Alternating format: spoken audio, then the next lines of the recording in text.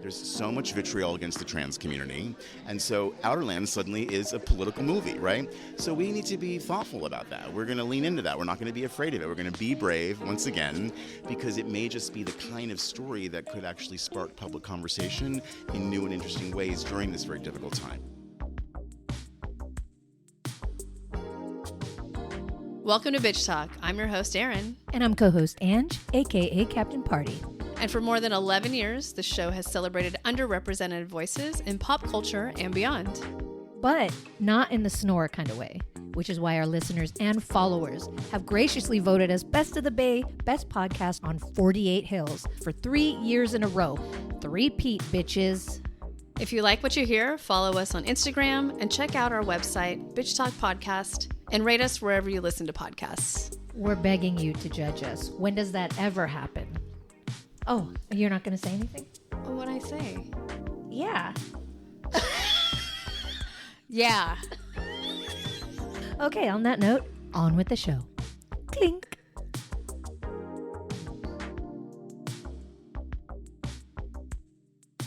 I'm Ann Lai, the Executive Director of SFFilm. By the way, this is your first time on Bitch Talk, I'm pretty sure, which is crazy. I'm feeling very nervous. Very, very nervous. Friendly bitches. Yeah. Very excited. Little starstruck. Oh, give me a break. Anyways, you're on the other side. You're on the red carpet here. You're the star. It's literally, there's masking tape. It's fine. So this film fest was really fun for us. We had a blast covering it. We had a blast going to screenings. We finally got to go to a screening, not as Down.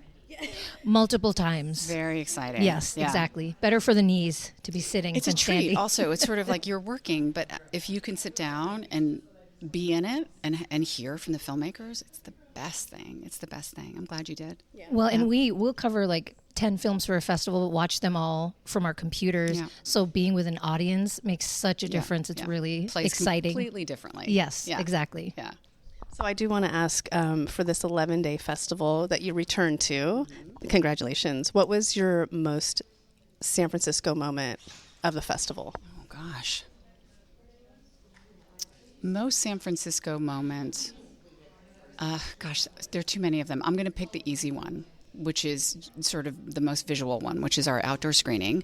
We had this partnership with SF Parks Alliance. We did a Sundown Cinema. We launched their season this year. It was the first time that they had shown a horror film. We're so happy to introduce an R film to a public audience.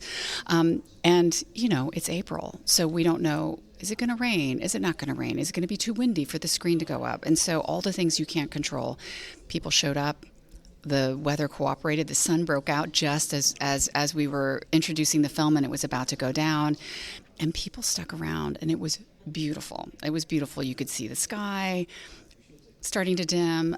A lot of people, I think, hadn't seen the film, and it's a wonderful, kind of campy when you look back at the 80s, but in the best possible way, super engaged. And people didn't really leave, even the ones who forgot to bring blankets and coats. I was like, yeah. Amateur hour. They must have been from out of town. A little bit. I was like, oh, guys. But really, even after the film wrapped and, take everything out and clean everything up and leave, a lot of people just stuck around and talked to each other because they were out with friends and chatting, and it was a great environment. So that felt very San Franciscan.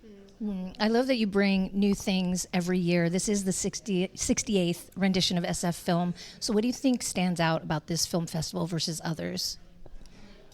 I think every festival is different from each other.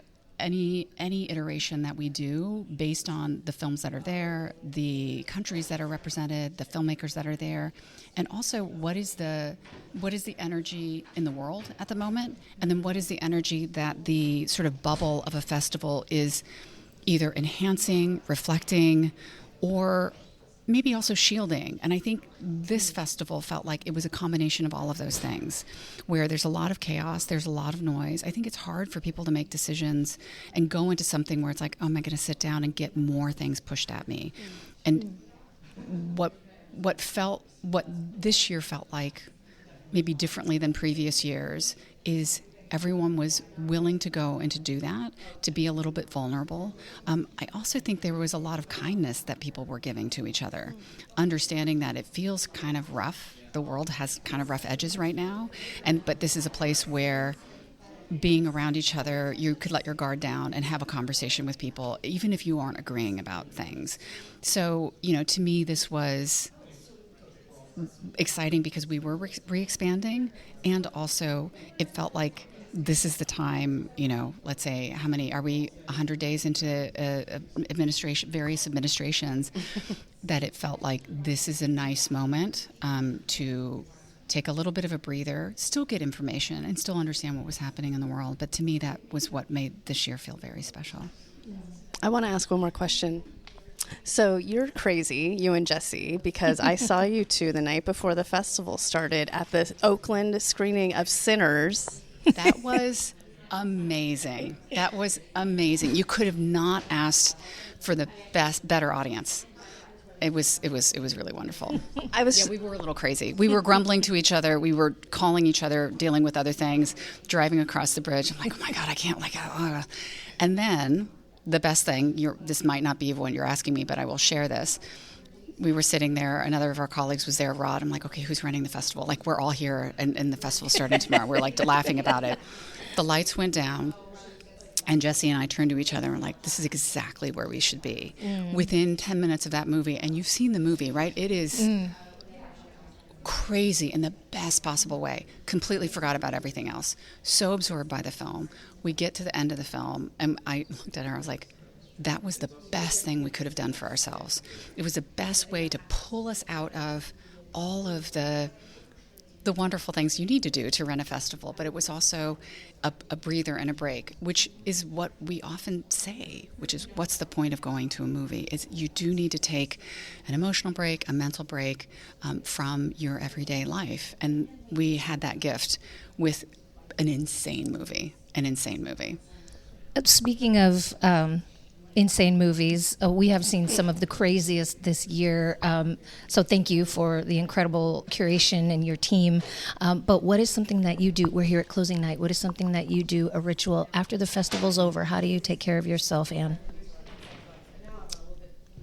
After the festival. Okay, so what I do during on closing night, and this is festivals that I attend, as well as maybe this festival that we get to host and that we get to produce.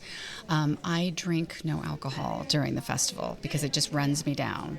I will have a celebratory drink tonight, and that is my way of toasting everybody. It's also, I'm pretty sure after I have that drink, I will want to lay down and take a very long nap. But it will be after hopefully everyone's been taken care of, and that will be my ritual. I hope we're in the vicinity of you when you do that, but if not, we're cheersing to you collectively tonight. Please, actually, let's go all have a drink. That would be amazing. Yes, let's do it. We're going to be at the party. You don't got to ask us twice. Yeah, that's where the drink is going to happen, I've decided. Yeah. Okay. We'll cheers you. Thank you. Thank you so much. Thank you for being part of the festival. Thank you for being here. It's going to be a really great closing night. Hi, I'm Asia Kate Dillon, and I'm here to talk about the incredible new film Outerlands, written and directed by Elena Oxman.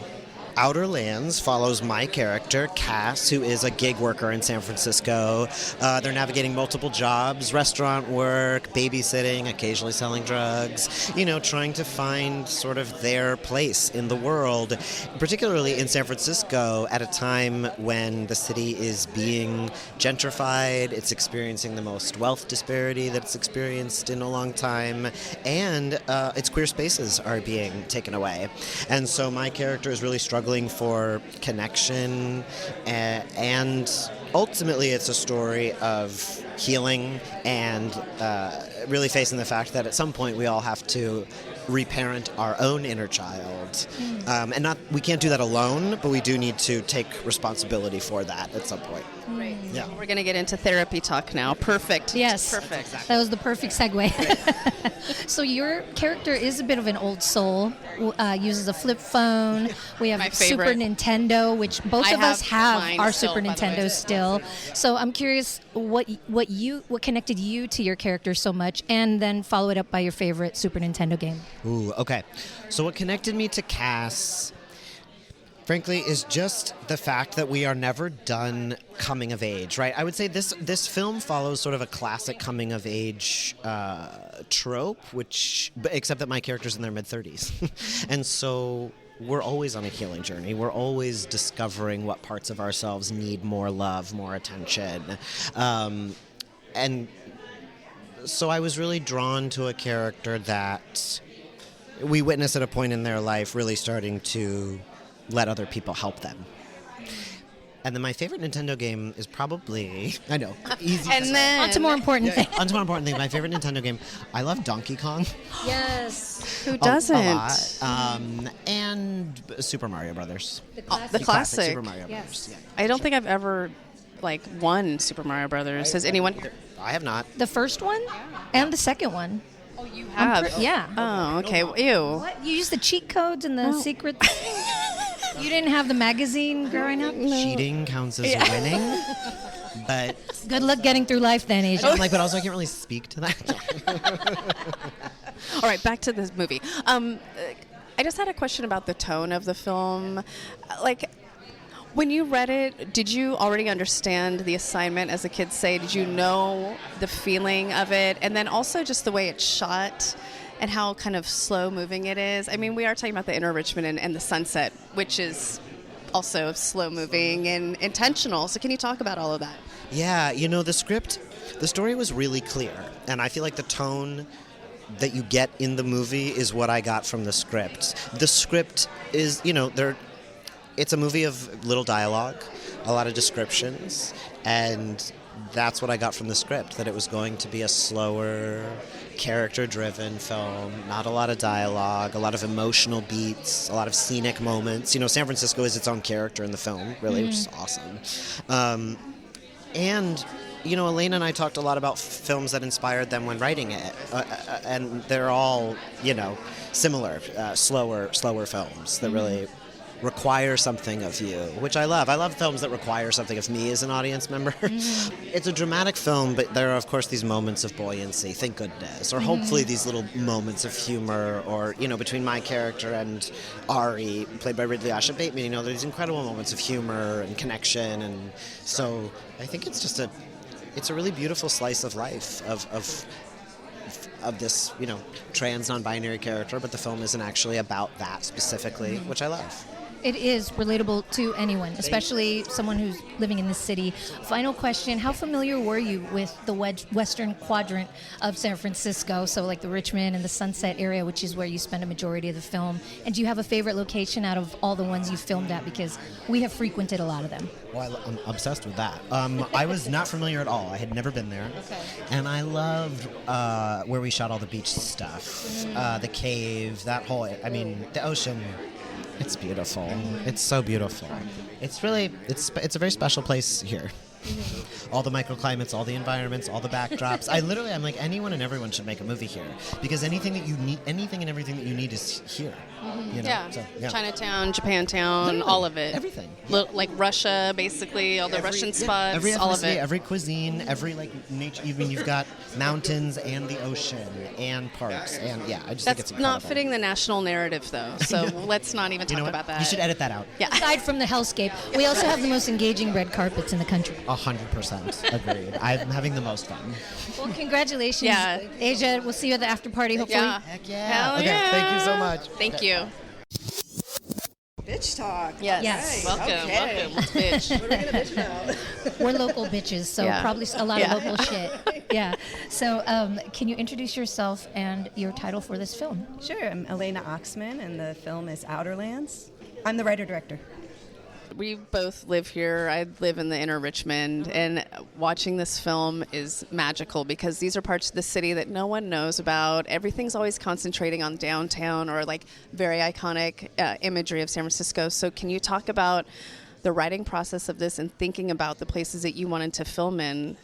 Yeah, it was sort of organic. I was living in the inner Richmond. My wife is from the inner Richmond, grew up there. We met in the inner Richmond. It was just a place that I was really immersed in during the kind of development and writing process of this. Not originally from here. I'm from the East Coast, but I'd moved here in 2011 and made a short film set in the inner Richmond, and we shot all around Clement and just kind of fell in love with that area. I mean, I've always been drawn to a little bit of the non-iconic San Francisco. It just feels visually really interesting. The people, the history, you kind of see a lot of layers of history in those neighborhoods. So it kind of, worked. The story isn't about San Francisco, but San Francisco was the world of it, and it worked its way kind of organically into this character I was developing who's living here at a time when a lot of their friends have moved away, and it's sort of unclear how much longer they're going to be able to hang on. So yeah, setting it out in the Richmond and Sunset was just kind of an organic way the story develops. Mm-hmm. Yeah, I love that concept of because I feel like we're all just one step away, 1 foot out of, because we just can't afford it or, other reasons. It's just hard to exist in this city, but we love it so much. Yeah. So how did you pick a lot of the locations that you go to? Because there are a lot of our local haunts, either currently or back in the day. Yeah, I was going to ask if you ever played pool at the Bitter End, because we may have played each other. Oh, hell yeah, and darts. Actually, darts was my game at the Bitter End. No, they were all places I used to hang out. I mean, I ate at Hamburger Haven all the time. I was at the Bitter End, Clement Street. Places I hung out are places I just sort of moved from every day. I always like to talk up the Geary Masonic Tunnel because I think that's like a beautiful tunnel that's very underappreciated. Where I live, basically. Yeah. She lived, well, not in the tunnel, above the tunnel. Maybe sometimes I'm in the One tunnel. day. No, I'm not. Oh. Yeah. But you also threw in Tosca Cafe, which is near where I live. Oh, okay, you live in North Beach? Yeah. We were looking for just sort of a iconic San Francisco, but like kind of old school, like been there for a while, which is really fits with our main character who's kind of, into the sort of older, they use a flip phone and they're kind of drawn to these sort of older places in the city. So, all those locations were places that I knew pretty well. Some of them our location manager, Galen, found, and but it all came together. There was 36 locations, so it was quite a few places in San Francisco that we were shooting. Yeah. If you need any other location managers, we'd be happy to help you. I mean, side hustle. If they're bars, we know all of them. Bars or restaurants. How many bars anymore? But well, we are researching every day. Yeah, we could just give you a list. Awesome. It's fine. That sounds great. But in terms of San Francisco as the place, and we're in the last 5 years, and I just read it again today about how San Francisco is it's terrible, and there's too many homeless and all these things. What do you want people to know about San Francisco, especially in this moment? It's so much more nuanced than that. I don't know. These kind of stories that I get out there, they're sound bites, so they have to simplify everything. I mean, there is, again, to get to the heartbreak aspect of San Francisco, I was saying that in the last interview, I'm sorry, but I was talking about, it's a beautiful city, and it's also there's a lot of heartbreak here, and we see it every day. And but that I don't really believe that should be just pigeonholed into this the terrible blight on the city. These are real people. There's real reasons this is happening and playing out this way. And there's also a lot more than that going on. There's a lot of people with really big hearts in the city too, who are trying to address these things. And I would just say that San Francisco, for all it's been through, just as so many cities have been through a lot, and a lot of change and a lot of people being pushed out and displacement, there still are a lot of people here who I think represent the soul of this city, which, that kind of artistic, that kind of restless, innovative, we're on the edge of the continent kind of spirit. So that's very alive. I mean, look at where we are right now. It's beautiful. Yeah. Oh, yeah. I mean, it's also it's always been very beautiful here, right? I mean, well, before you go, this film was also made in conjunction with SFFilm. So can you just talk a little bit about being a filmmaker in the Bay? Because everybody always assumes you have to be in LA for this, and the sort of resources like SFFilm that make it happen for you. Yeah, there's an amazing film community here. I really do want to emphasize that. Our crew was almost majority local. There are so many people making a living here. The fact is you do have to do a lot of commercial work, but then these indie projects come along, and we totally rely on organizations like SFFilm to help support it. There's not a lot of support for indie film, otherwise. And SFFilm is really one of the best known supporters. So it's just, it's one of the reasons that making film in this city is really great, because of their presence here. So I personally am really grateful, and I know most filmmakers, who live here are as well. Well, thank you. Congratulations. Thank you for a beautiful film. Thank you so much. Thanks a lot. Great Maybe we'll talking bump to you. into you in the neighborhoods. All right. Or the after party. Yeah. I am Mark Smolowitz, and I am the very proud producer of Outerlands. What drew you to this film? And can you talk about the time lapse of when you got the script and when you attached yourself to the film? Yeah, so Elena and I met through SFFilm, through their Filmhouse residency. So I had been an alumni of that program from many years ago, and I've stayed involved in the community and kind of, connect with emerging filmmakers. And Elena was looking for a queer producer who could take on this material with her. And that was sort of circa 2019, 2020. And then in that first year of the pandemic, we're meeting over Zoom, we're working on the script, and we really connected. And it was so clear that I was the right producer for the project. At the same time, Elena started watching Asia Kate Dillon in Billions and really falling in love with them. And so Elena started writing the script and sort of, the evolving drafts with them in mind.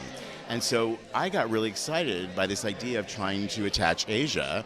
And so I took on that. And I mean, I'll tell you, I can remember the exact day that we wrote their management company on November 9th, 2021.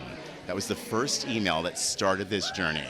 And here we are 3.5 years later, showing the movie and closing night at the San Francisco International Film Festival. This exact week, 1 year ago, we were wrapping our shoot. Time is weird.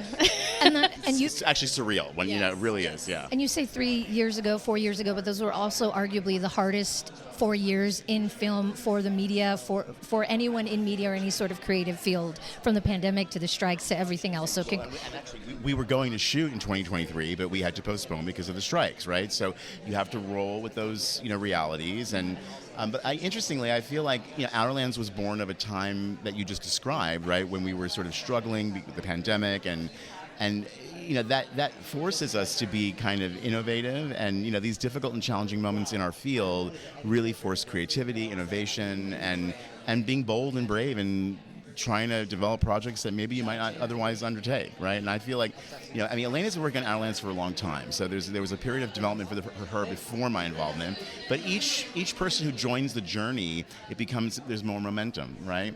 And so I can sort of telegraph that, these last few years, there's been different people, different organizations, different stakeholders that have really stepped up and really helped us build out this dream of making this movie. And we're so proud to be here. This is a San Francisco independent film. We were supported by SFFilm, and to be here and be the closing night film, it's kind of perfect. It's kind of really perfect.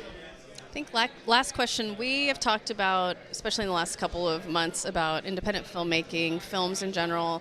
I know it's hard out there for people, but we've been seeing a lot of good film and filmmaking. So I want you to talk about that and what inspires you to keep doing this craft that seems to be getting increasingly harder for indie and also just regular filmmakers to do this. Yeah, I may not look it. For those of you your listeners who are listening to this, I'm in my 50s, so I'm not new to this industry. And over the last 3 decades, we have had these periods of upheaval where our industry is really going through hard times, and things come back around. These are cycles, and so I never give up hope. I just commit to the work. Right now for me, the work is actually my activism. It really has emerged as such. Our film, centers on a transmasculine, non-binary main character, and the interesting thing is that we never set out to make a political film. We actually just set out to make a really great movie with great actors, and our actor happens to be those things, and our main role happens to be those things. This is not an identity-based story. It's just a great story. But now the conditions of our movie going out into the world are quite political again, right? There's so much vitriol against the trans community, and so Outerlands suddenly is a political movie, right? So we need to be thoughtful about that. We're going to lean into that. We're not going to be afraid of it. We're going to be brave once again, and in this difficult environment, and let that be the platform for creating opportunities for the film to find an even wider audience, because it may just be the kind of story that could actually spark public conversation in new and interesting ways during this very difficult time. So over the arc of my career, I have really seen that, especially with LGBTQ movies, is that when we as filmmakers are brave and we tell our stories, it's a win for the broader mainstream culture. And I really hope that this movie will be an example of that. And if to any filmmaker who is listening who may be struggling getting their films made, like, chin up, keep on keeping on, because your dreams can come true. You can actually do this. You're trying to make us cry. Thank you. That was beautiful.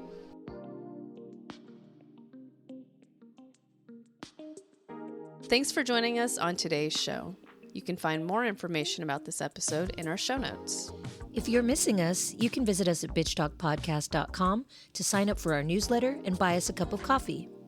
Did you know we're also on the radio? You can find us at bff.fm. And lastly, rate and subscribe wherever you listen to podcasts. All the cool bitches are doing it.